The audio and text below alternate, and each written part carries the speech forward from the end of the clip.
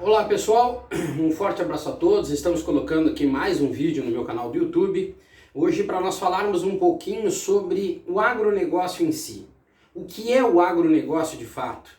Por que o produtor rural nos últimos anos, ou praticamente há muitos anos, tem tido que implorar praticamente atenção por parte daqueles que ele, produtor rural, elegeu. E como vocês vão ver aqui, o agronegócio ele é muito amplo, é muito mais amplo do que nós imaginamos. Ontem à noite, no final da tarde, início da noite, a minha filha mais velha me perguntou: pai, o que é o agronegócio? Parece que no Brasil o agronegócio é só soja, milho e carne bovina. Será que o agronegócio é tão restrito? Será que o agronegócio, em termos de importância, de atitude, de extensão, ele se resume somente a isso? Eu fiz algumas colocações para ela e escrevi aqui um resumo do que a gente falou para mostrar que o agronegócio é muito mais do que nós imaginamos. Se nós formos falar de uma maneira técnica, a gente pode dizer assim: agronegócio, todas as atividades da cadeia agroindustrial, antes da porteira, ou seja, sementes, defensivos, máquinas e implementos. Dentro da porteira, nós podemos botar uma agropecuária básica, né, o produto, né, primário pronto, e também depois da porteira, que são as indústrias e os serviços, né, envolvendo o processamento, a distribuição e o consumo. Ou seja, o agronegócio são todas as operações, né, que oferecem produtos e subprodutos da agricultura e da pecuária, que vão desde o campo até o mercado. Mas eu fiz um breve resumo para ela, dizendo que o agronegócio no Brasil, ele, do jeito que ele é vendido, do jeito que ele é colocado, parece que o agronegócio ele está relacionado aos bancos, em primeiro lugar, porque os bancos são sempre os beneficiados. Os bancos fecham ano, abrem ano, sempre muito bem financeiramente, na realidade fecham a cada trimestre, a cada levantamento, sempre no superávit. Então parece que o agronegócio ele foi feito em primeiro lugar, vou trocar aqui de pincel, para os bancos.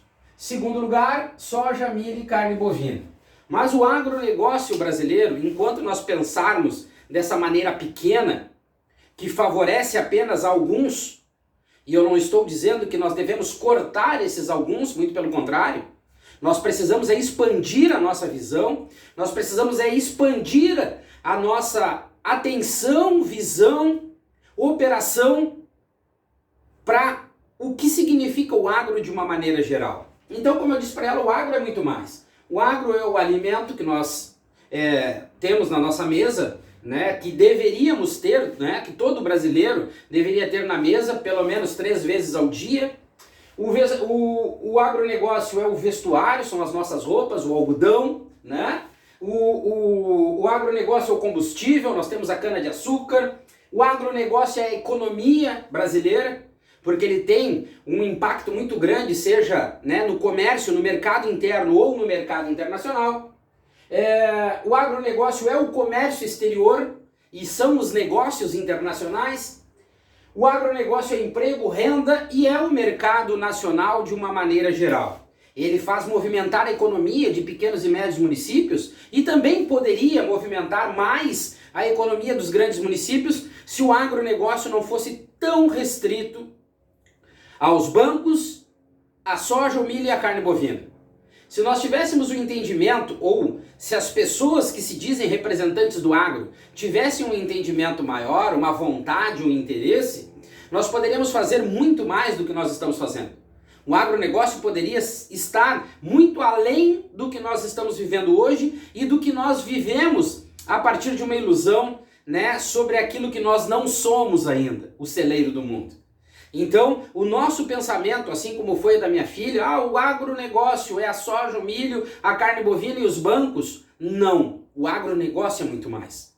Só que existem caminhos que alguns, né, representantes do agro percorrem, que eles acabam tendo que dar a atenção ou as melhores condições para um determinado grupo.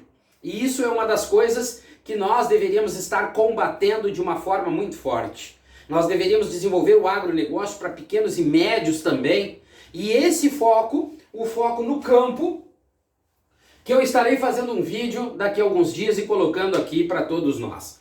Então, produtor rural. Como eu queria que o produtor rural brasileiro fosse mais destravado um pouco na hora de avaliar, na hora de afirmar e determinar, né, quem são aqueles que fazem ou os que não fazem algo pelo agronegócio. Agora eu dou um exemplo. Eu tenho acompanhado nos últimos anos que o produtor rural, e é o campo, para mim hoje no Brasil, que precisa de toda a atenção possível. Para mim o foco deve estar no campo, e no próximo vídeo eu vou apresentar algumas situações a pequeno e médio prazo que deveriam estar sendo tomadas, né, decisões que deveriam estar sendo tomadas e não estão. Mas o que eu vejo no Brasil é um produtor rural carente e abandonado. Um produtor rural cheio de capacidade, competente na hora de produzir, como eu disse, antes e dentro da porteira. O produtor rural brasileiro, para mim, é o mais competente do mundo. É batalhador, é aguerrido, não se entrega. Mas eu vejo um produtor rural carente, um produtor rural que precisa implorar, ele precisa procurar aqueles que ele elegeu para serem os seus representantes em Brasília, para que esses representantes eleitos pelo produtor rural façam alguma coisa por eles. Por isso que eu vou botar aqui mais um pouco. O agronegócio é a política, ou a política é o agronegócio.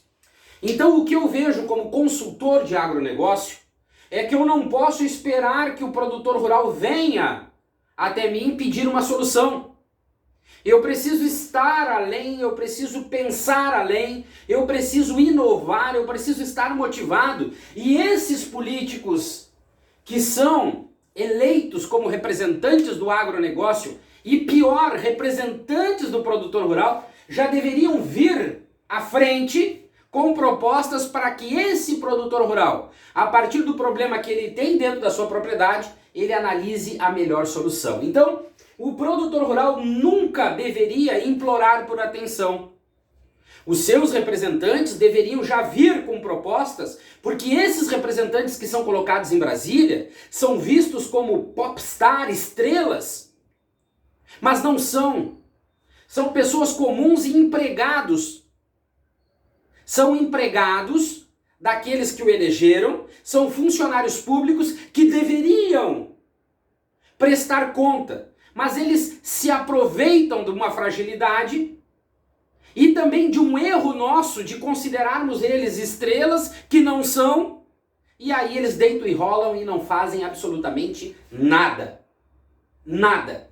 Então, o produtor rural brasileiro, ele tem capacidade, ele tem potencialidade de crescimento, ele tem competência, porque produz e produz bastante, ele tem produtividade, ele tem uma produção e um produto.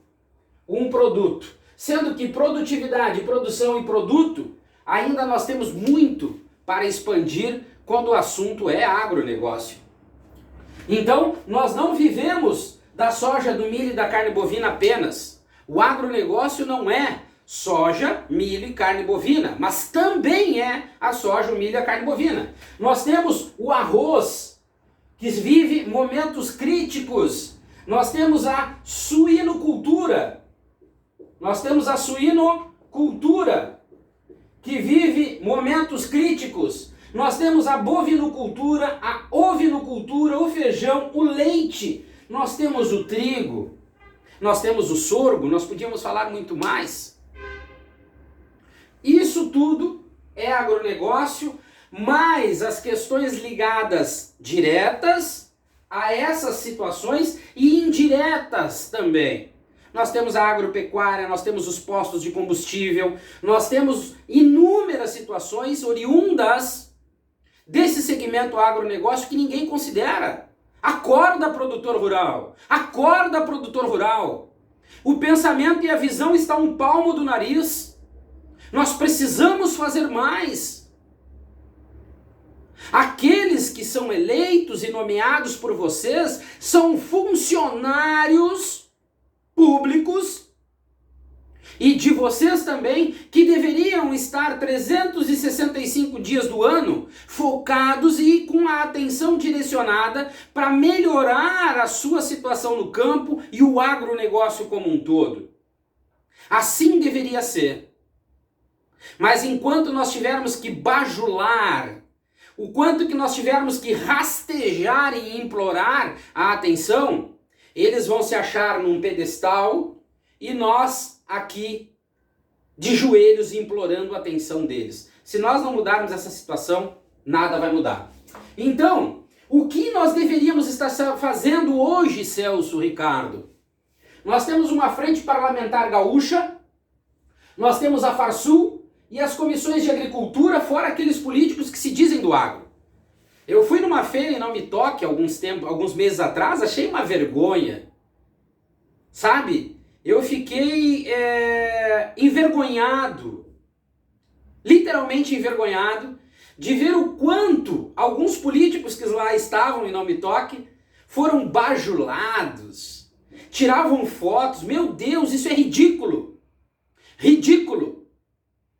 Político não foi feito para ser aplaudido.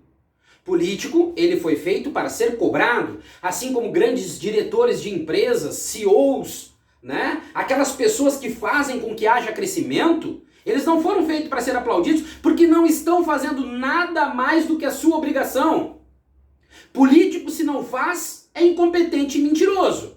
Agora, político que faz, nada mais fez do que a sua obrigação.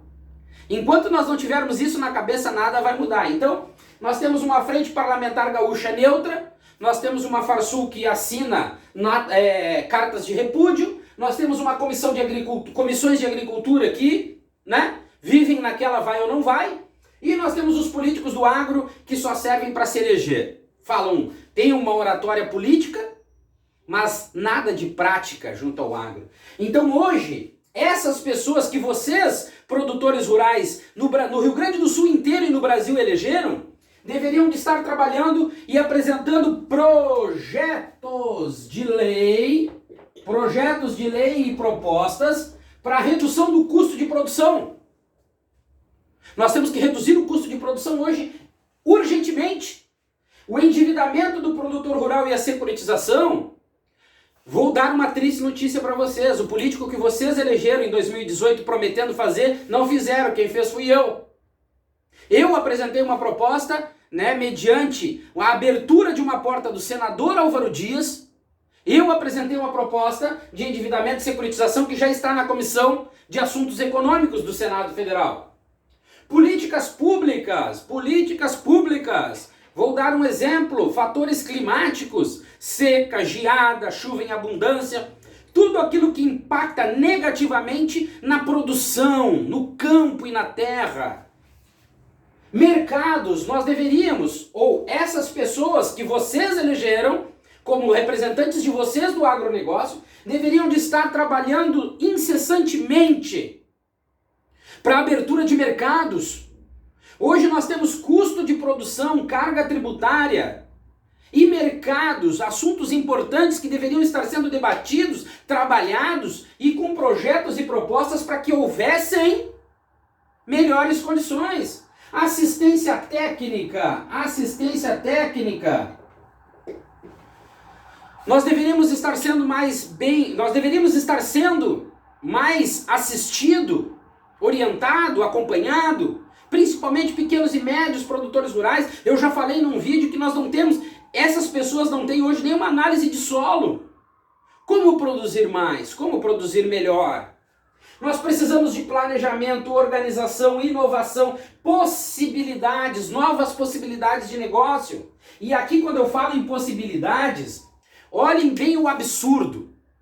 O Brasil importa alimentos da América do Sul com tarifa zero. Tributação zero. Uruguai, Argentina, Paraguai têm uma carga tributária infinitamente menor do que a nossa.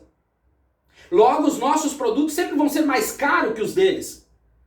E eles estão no mercado internacional com uma força muito grande também. Aí o Brasil importa alimentos com tributação zero, mas o produtor rural brasileiro não pode importar insumos, como eu disse ali, implementos defensivos do Mercosul, porque esse Mercosul é falho, nunca funcionou direito. Então, novas possibilidades, nós deveríamos estar brigando pelo produtor rural para que ele pudesse buscar os implementos, para que ele pudesse buscar o maquinário, para que ele pudesse buscar defensivos também fora do Brasil, para baratear, reduzir esse custo de produção altíssimo. Juros mais acessíveis nos bancos, nós precisamos parar de abrir portas ou pensar na vida dos bancos e pensar na vida do produtor rural. Carga tributária e o planejamento do Plano Safra.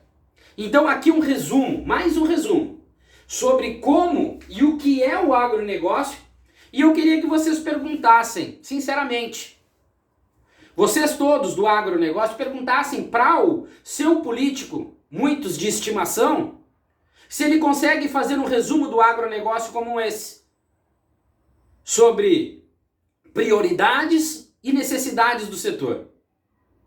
A partir da resposta deles, vocês iriam ter a certeza de que foi um grande erro ter eleito muitos políticos no passado e um passado próximo.